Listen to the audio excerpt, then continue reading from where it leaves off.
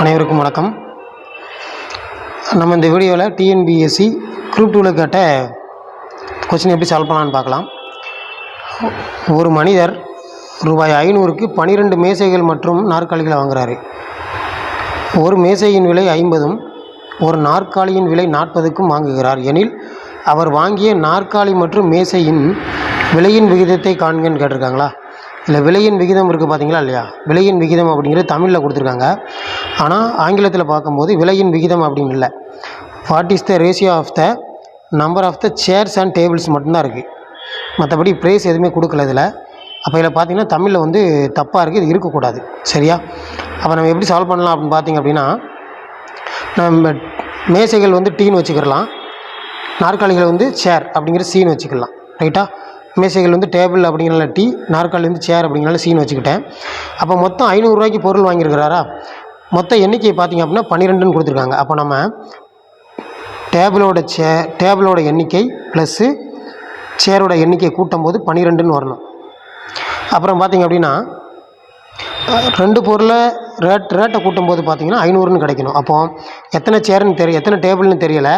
அதனால் நம்ம டேபிளோட ரேட்டு பார்த்திங்கன்னா 50ன்னு கொடுத்துருக்காங்களா. அப்போ 50 into T plus 40 into chair equal to எவ்வளோ வரணும்னா 500 வரணும்.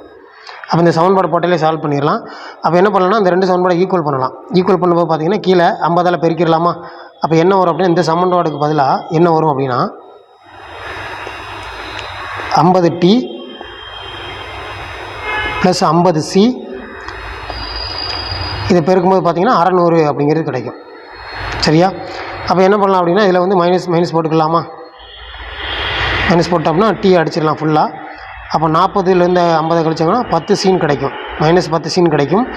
இங்கே கழிச்சிங்க அப்படின்னா -100ங்கிறது கிடைக்கும். அப்போ நம்ம மைனஸ் கேன்சல் பண்ணிடலாம். அப்போ சேர் சி பார்த்தீங்கன்னா 10ன்னு கிடச்சிருக்கு. அப்போது இது சி 10 அப்படின்னா அப்போ சேர் பார்த்தீங்கன்னா 2 தான் இருந்திருக்கணும். ஏன்னா டோட்டல் 12 தானே கொடுத்துருக்காங்க. அப்போது இதோட விகிதம் கேட்டிருக்காங்க. எப்படி கேட்டிருக்காங்க அப்படின்னா நாற்காலி மற்றும் மேசையின் விகிதம். நாற்காலி பார்த்திங்க அப்படின்னா சேர் 10ன்னு வந்திருக்குது. மேசை பார்த்திங்கன்னா 2ன்னு கொடுத்துருக்காங்கல்ல. அப்போ இதை அடித்தோம் அப்படின்னா 5:1 அப்படிங்கிறது கிடைக்கும். அப்போ ஆன்சர் பார்த்திங்கன்னா ஏ 5:1 அப்படிங்கிறது ஆன்சர். இங்கிலீஷில் பார்த்திங்க அப்படின்னா தப்பாக இருக்குது. நம்ம அதை பார்த்து தமிழில் தப்பாக இருக்குது, இங்கிலீஷில் கரெக்டாக இருக்குது.